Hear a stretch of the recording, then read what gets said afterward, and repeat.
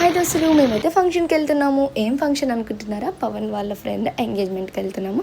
So వాళ్ళ friends అందరూ వస్తున్నారు, వాళ్ళ గ్యాంగ్. ఇంకా నన్ను కూడా తీసుకెళ్ళాడు.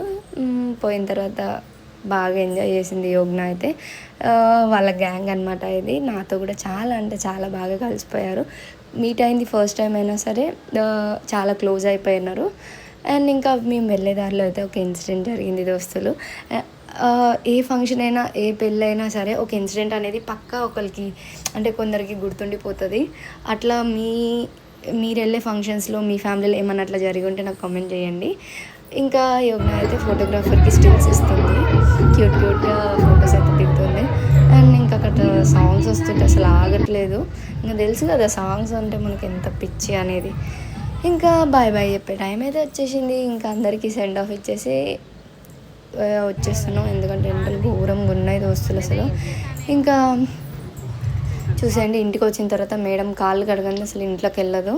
కానీ ఈరోజు చూడండి కాళ్ళు ఎంతగానో కడుగుతుందో.